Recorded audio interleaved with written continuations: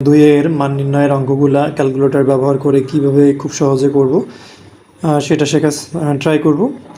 তো প্রথমে আমরা যেটা করব, ক্যালকুলেটরটাকে হচ্ছে নর্মাল মোডে রাখবো। তো নর্মাল মোডে রাখার জন্য যেটা করতে হবে, শিফট চাপবো, শিফট চাপে হচ্ছে মোডে একবার ক্লিক করব, করার পরে এই যে 1 2 3 নম্বর যে অপশন অর্থাৎ অল, অর্থাৎ 3 প্রেস করলে অল আসবে।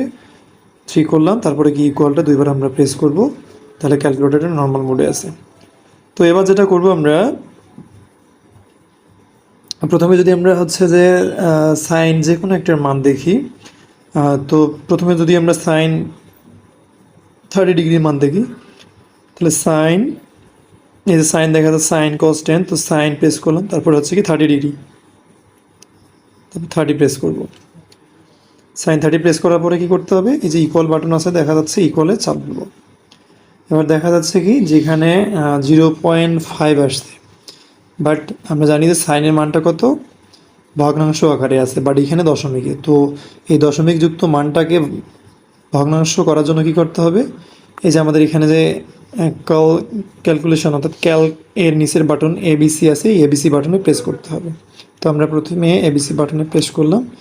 তো প্রেস করার পরে দেখতেছি সাইন 30 ডিগ্রির মানটা কত আসছে, হাফ।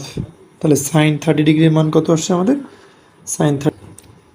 তো এবার যদি আমরা সাইন 45 ডিগ্রির মান বার করি, তাহলে কি করতে হবে, একইভাবে আমরা হচ্ছে কি সাইনটা প্রেস করব, সাইন করার পর হচ্ছে 45 ডিগ্রি প্রেস করব, করার পরে কি ইকুয়াল। এবার দেখো কি আসছে, যে দশমিকের পরে অনেকগুলা মান আসছে। তো একটা বিষয় মনে রাখতে হবে, যদি দশমিকের পরে অনেকগুলা মান আসে, তাহলে আমরা কি করব, ওই মানটার বর্গ করব।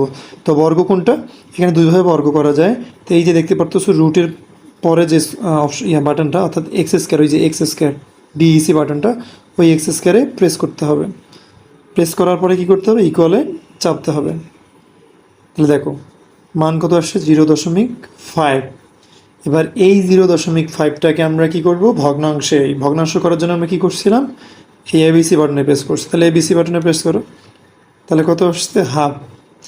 এখন এইখানে একটু মনে রাখতে হবে, যখন আমরা বর্গ করব, বর্গ করার পরে যে মানটা আসবে সেটা অবশ্যই কি বর্গমূলযুক্ত মান, ঠিক আছে।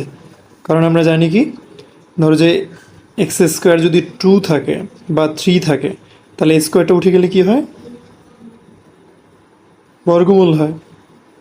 তাহলে ঠিক এই ধরনের মানগুলো যখন আমরা পাবো, অবশ্যই সেটার বর্গমূল করব। তাহলে কত, 1/2 পাইছিলাম আমরা, তাই না। তাহলে 1/2 এর মানটা কি হবে আমাদের, এই 1/2 এর মানটা হবে আমাদের 1/√।